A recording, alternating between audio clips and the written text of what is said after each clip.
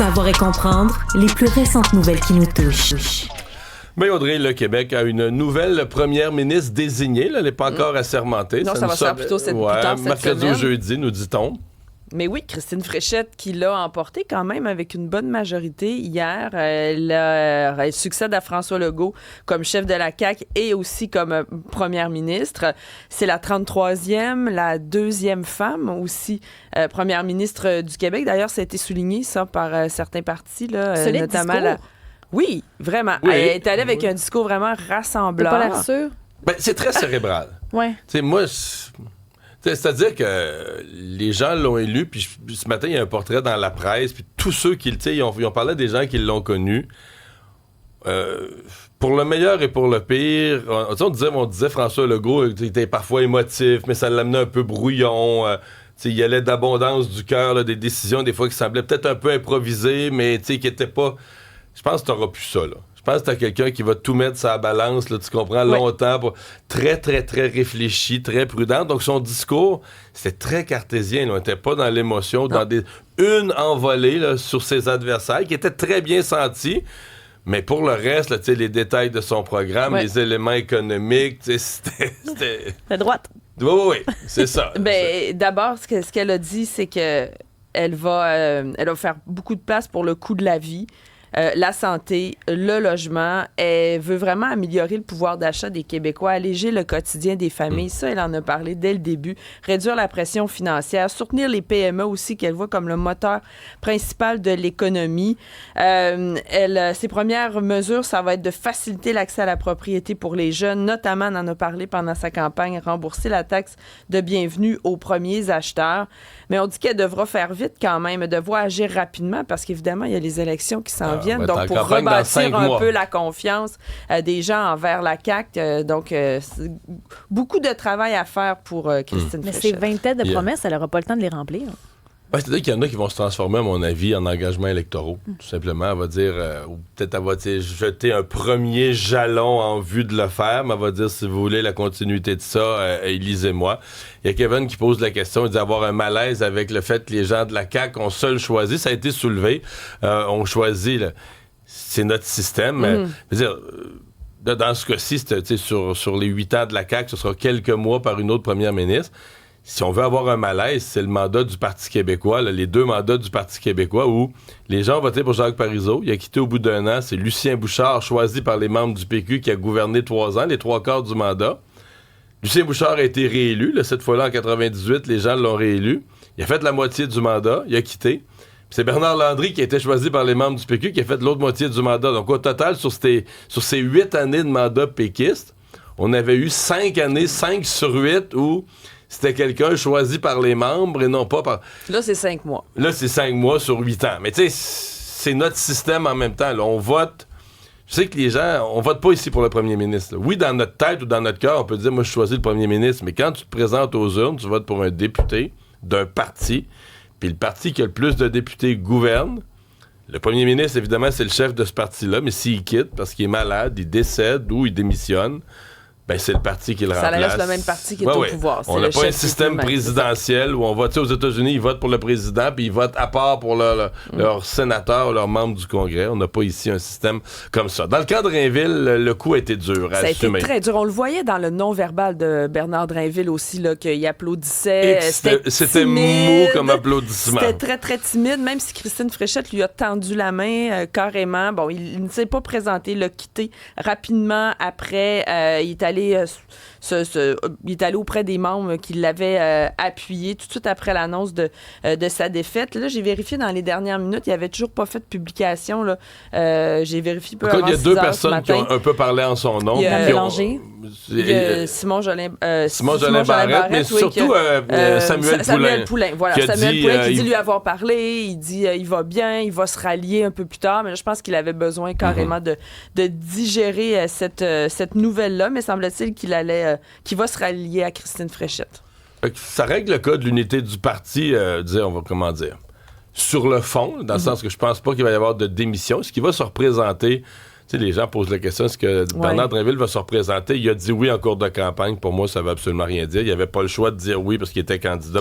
Mais on verra. Je pense que c'est une réflexion qu'il va y avoir. Par contre, il reste qu'il y a quelque chose qui n'a pas eu lieu hier. Là. Le ralliement traditionnel où Bernard Drinville aurait été sur scène. Ouais. La félicité. Bon, c'est ça. Puis le bras à l'air, ouais. puis tout ça. Ça, on ne l'a pas eu là, sur le site du Congrès.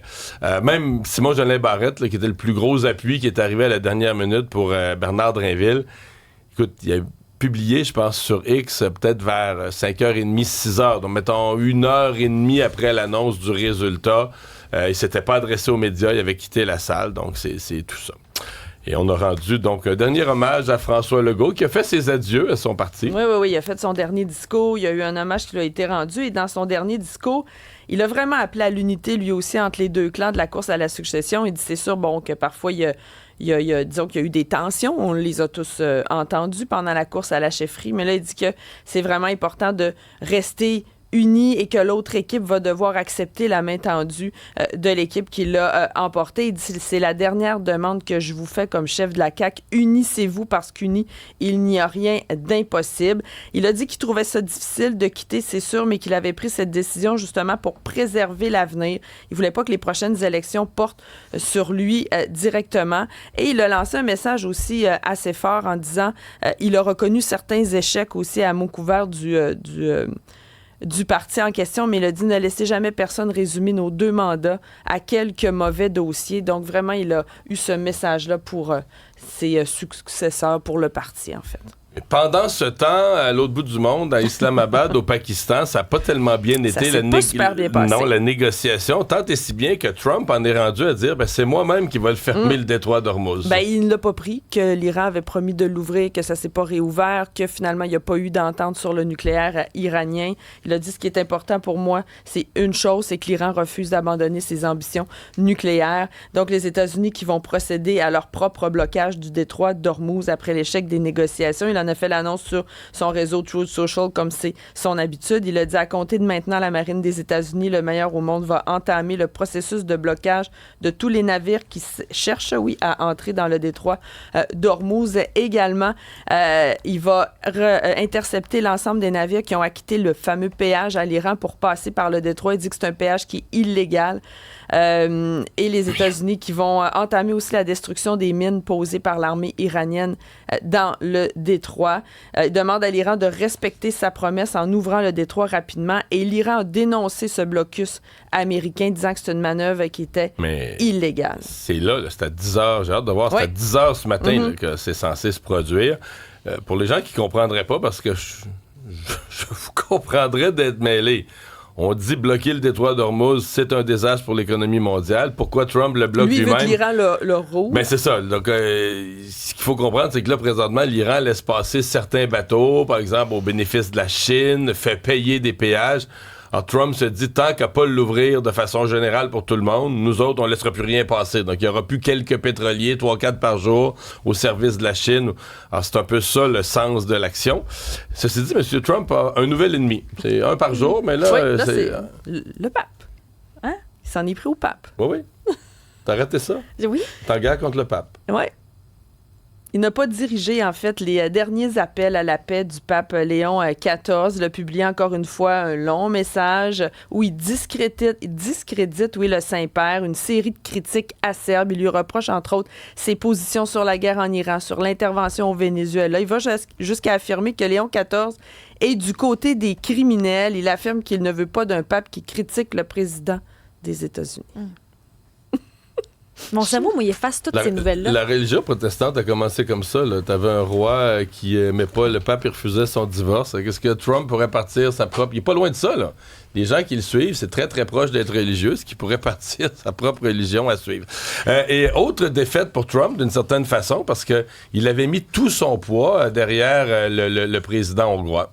Oui, et c'est le début du nouvel ère en Hongrie parce que Viktor Orban, après 16 ans au pouvoir, doit quitter. C'est Peter Magyar qui a remporté les législatives, une majorité des 2/3 des sièges du Parlement, un scrutin qui a été marqué par une participation record. On est au-delà du 54%.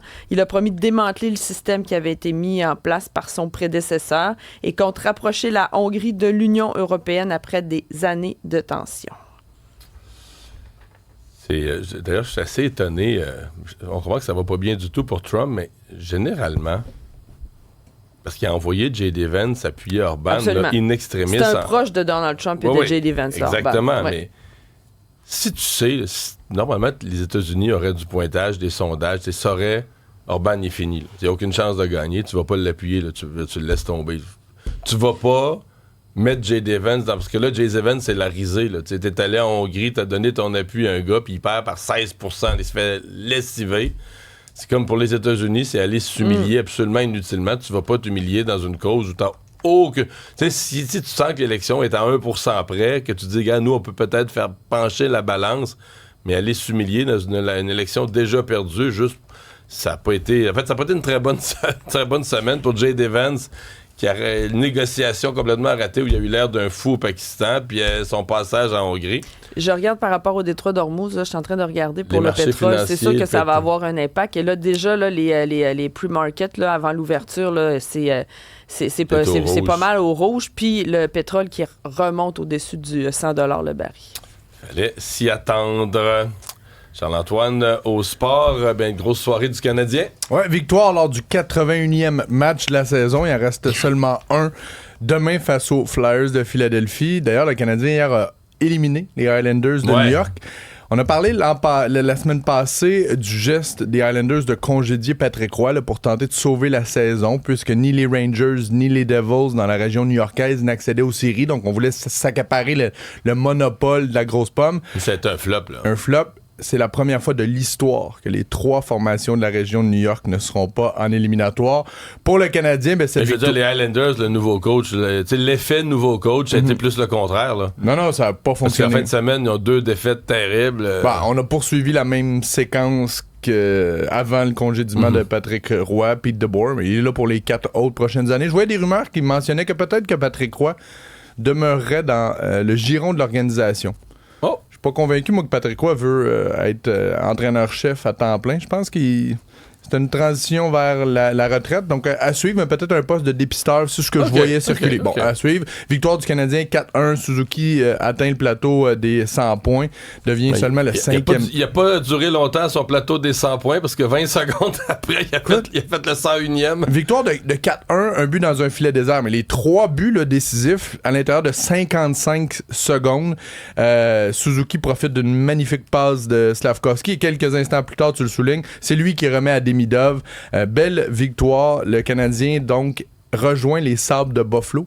On va faire l'exercice là, des 48. Qui peut finir premier? On va faire ça à 6,50 là, parce que les 3 formations sont toujours dans la course. C'était le Masters aussi en fin de semaine. Rory McIlroy, 4e seulement de l'histoire à préserver son titre. Donc 2 vestons verts consécutifs. Il s'est fait chauffer hier quand même. C'était une journée endiablée. C'était un tableau de pointage vraiment spectaculaire, mais ni Scheffler, ni Young, ni Rose n'ont été en mesure de le rejoindre, si bien qu'il a pu se permettre de complètement rater son coup de départ au 18e et dernier trou du tournoi parce qu'il y avait une marge de 2 coups d'avance. A terminé avec un bogey, mais surtout une victoire. Donc Rory assez spectaculaire. Et le CF Montréal, on s'en parlait, là, que ça allait vraiment très mal, mais là, on congédie l'entraîneur. Après le premier match à domicile. On peut ajouter donc une tombe dans le cimetière des entraîneurs du CF Montréal. Marco Donadel n'est plus. Philippe Eulafroy va prendre la relève. Depuis que l'équipe est en MLS, ça fait 15 saisons, c'est un 11e congédiement. Un 11e entraîneur-chef qui a été congédié. Ça peut pas être bon, ça, hein?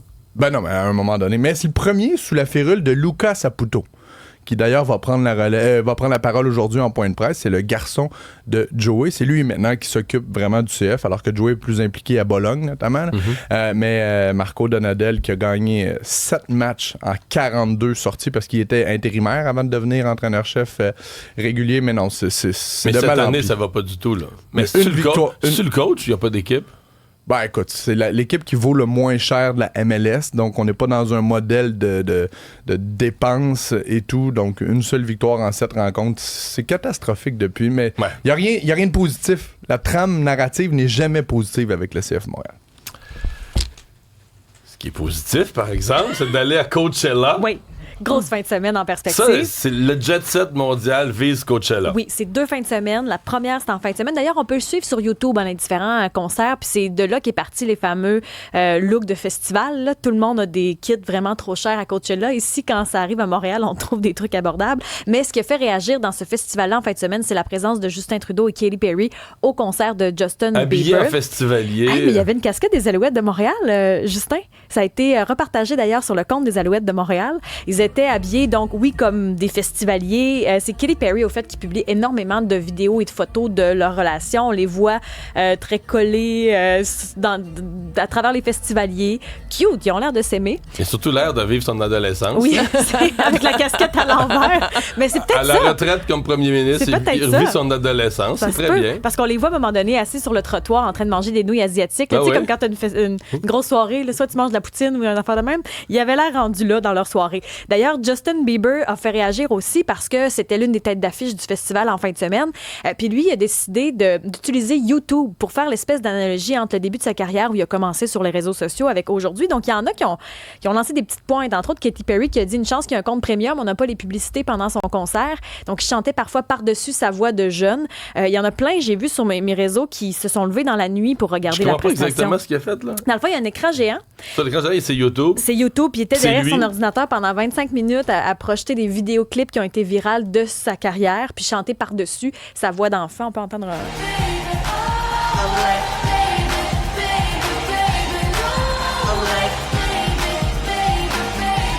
le présentement, il chante juste pas. Là. Mais quand on l'entend chanter, c'est que là, il chante par-dessus son YouTube, ça. avec son YouTube. C'est ça. C'est moyen. C'est particulier. J'ai vu des commentaires positifs, par contre, sur les réseaux. ouais? Les jeunes, son public a eu l'air C'est d'avoir un aimé autre ça. fallait être là. C'est pas je pense qu'il fallait vivre. Là. Puis finalement, celle qui a fait réagir négativement, Sabrina Carpenter, qui était aussi de la programmation, a critiqué une spectatrice au fait qui a fait une espèce de cri de joie. On dit que c'est un cri Zagruta, puis elle n'a pas reconnu le cri de la culture, fait qu'elle a critiqué la fan en question pendant le concert.